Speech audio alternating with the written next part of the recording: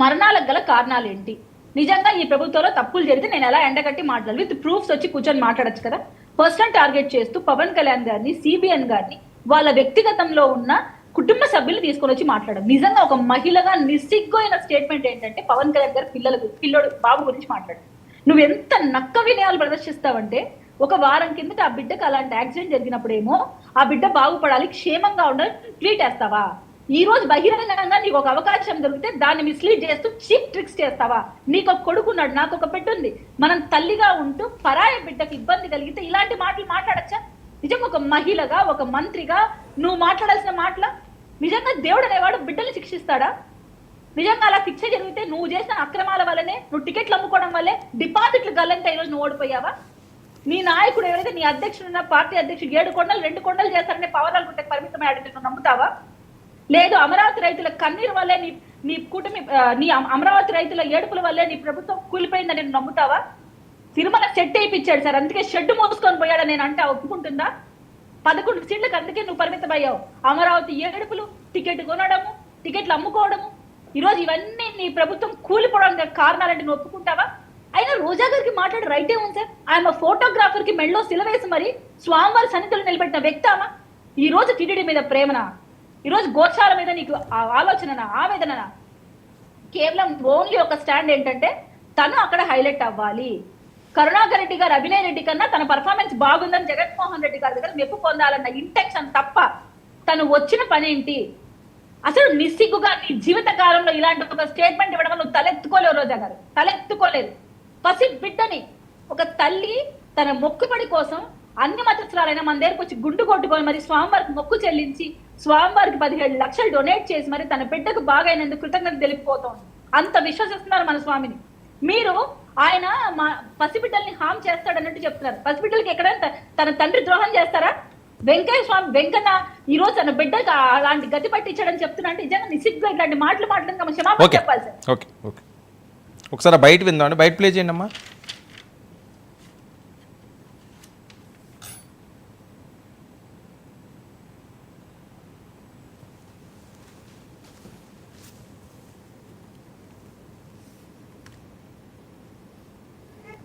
ఇదా మీ చిత్తశుద్ధి? ప్రజలందరూ గమనిస్తున్నారు. కలియుగ దైవం వెంకటేశ్వర స్వామితో పెట్టుకుంటే ఎలా ఉంటుందో ఆల్రెడీ చంద్రబాబు నాయుడుకి తెలుసు. పవన్ కళ్యాణ్ కూడా ఈ మధ్యలో కొంచెం రుచి చూశాడు. కాబట్టి ఎప్పుడు దేవుడితో పెట్టుకోవద్దండి, దేవుడి విషయాల్లో అపచారాలు చేయొద్దండి. అదే చెప్తున్నాను కదా, వచ్చి ఆయన కూటమి ప్రభుత్వాన్ని నిలబెట్టాను అన్నాడు కదా. ఆ ప్రభుత్వం చేసే తప్పుల్లో భాగస్వామ్యం పవన్ కళ్యాణ్ కూడా ఉంది. వాటికి ప్రాయశ్చిత్తంగా తిరుమల మెట్లన్నీ కడగమనండి.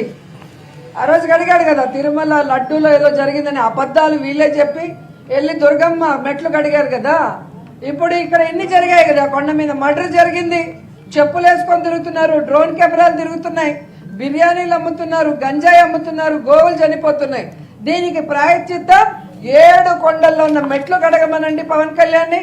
తప్పు చేసిన పాలక మండలిని అలాగే అధికారులని శిక్షించమని కూడా డిమాండ్. అదే ఓకే, ఏంటి మర్డర్ ఏంటండి కీర్తన గారు కొండపైన? అంటే ఆవిడ కళ్ళు మూసుకొని ఉంటారు సార్. ఈ ప్రభుత్వంలో ఏదైనా జరిగితే దాని కూటమి మీద ఆపాదిస్తారు.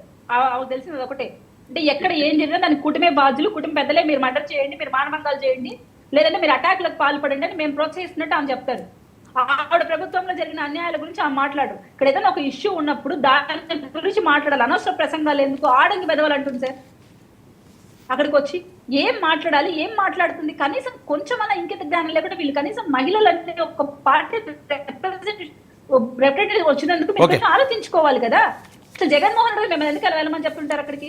టు బి ఫ్రాంక్ ఎందుకు వెళ్ళమని చెప్తుంటారు? ఆ ఇష్యూ ఏదో తెలుసుకొని దాని పక్షాన్ని మీరు ఫైట్ చేయమని చెప్తుంటారు. వీళ్ళు వచ్చి ఏం చేస్తున్నారు అక్కడ?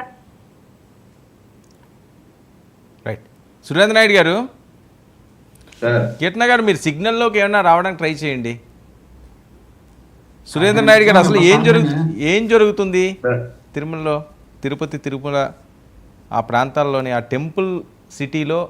అసలు ఎందుకు అనవసరమైన రచ్చ? కావాలని ఏమన్నా రాజకీయ కుట్రలా? సార్, ముందుగా మీకు ప్యానల్లో ఉన్నటువంటి పెద్దలకు, అదేవిధంగా 99 వీక్షిస్తున్నటువంటి ప్రేక్షకులకు అందరికి కూడా నమస్కారాలు తెలియజేసుకుంటూ, సార్ ఇప్పుడు ఇక్కడ ఏమైందంటే నిన్న జరిగిన సంఘటన కల్లారా చూసిన వ్యక్తిగా